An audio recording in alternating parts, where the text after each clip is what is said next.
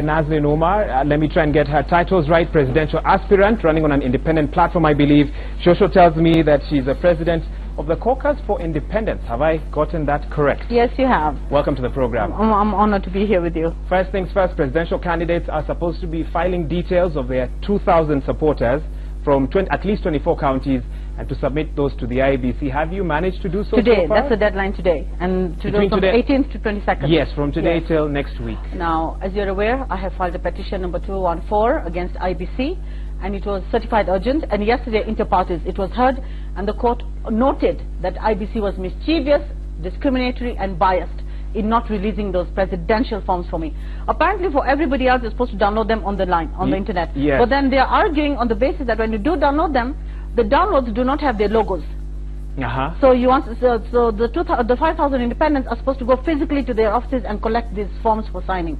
So they're refusing to collect the independent signatures that they've already worked so hard for to collect from the nation, for themselves, from the MCA, the governors, the senators, the women reps, the MPs. They're trying to throw that rubbish, all that.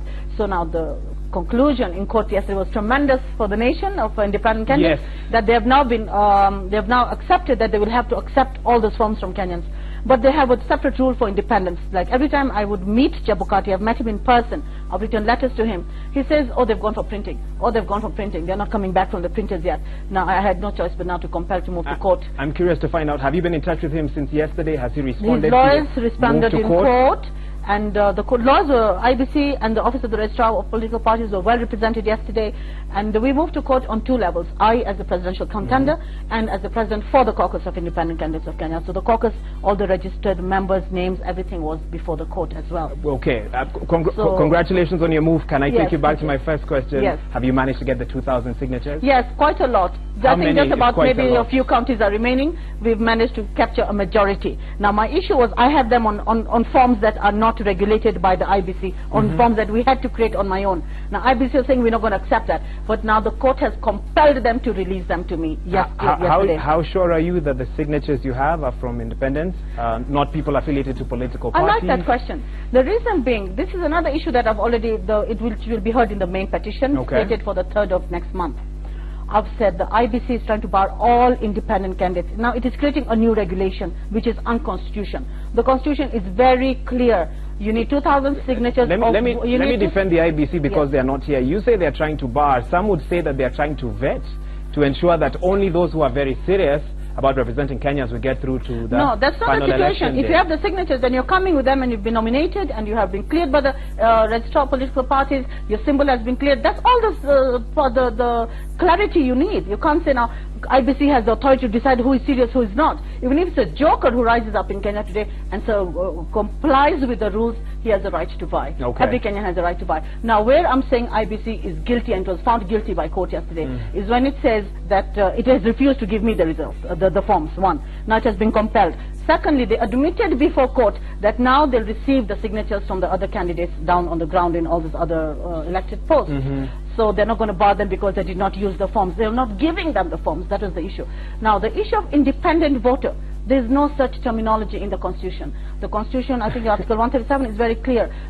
Independent candidates needs, in fact, all candidates needs 2,000 signatures from a majority of counties. Just voters. The Constitution says 2,000 voters, not independent voters. Now what IEBC is trying to do is to compel ODM or NASA or Jubilee's members to remain tight.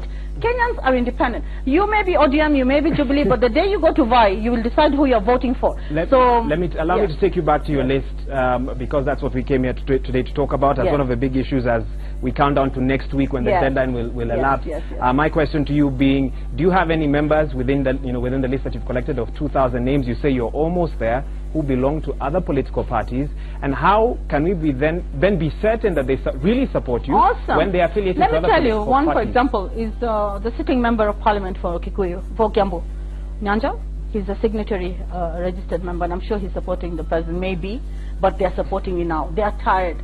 These are people who came in on Jubilee, people who came in on ODM and lost out, and they are those original independents who did not want parties. So I've carried them all in an umbrella now. Are you not afraid of being disqualified because of the move that you've made? Because your list may have names of people who are known to support other political parties. We are seeking court orders to compel IBC to observe the Constitution. The Constitution, Article 1, Clause 1, Article 1 is very clear. Any law that is contradicting the Constitution is invalid to the extent of its inconsistency and all that. So even if a parliament has set up a law, or if the IEBC itself has set up regulations, if they're unconstitutional, they cannot be allowed. So let me give an example. The pure, simple clarity in a minute. Yes. Yeah. Now, the Office of the Register of Political Parties took up to 2 weeks or more to clear independent candidates from the Register of Political Parties membership registers. I am not no independent candidate is a custodian of various parties registers of voters. That is correct. So when I come to you and you agree to support me, you could have supported somebody else yesterday, you could support me today, somebody else will come tomorrow to support him. That is none of our business. It is none of the business of the IBC. It is the business of the Constitution, which says a voter. It just has to be a voter who has signed up for you and nominated you. And that is what we're saying must be recognized. We have to cut you off there. Let's hear the response to the IEBC. There we have it. Nazlin Umar, presidential aspirant. She also tells me that she's the president of the Caucus for Independence. A lot of challenges there regarding the independence. And of course, we'll wait to see how the IEBC will respond to her move yesterday in court and the way forward. Now, the government has actually directed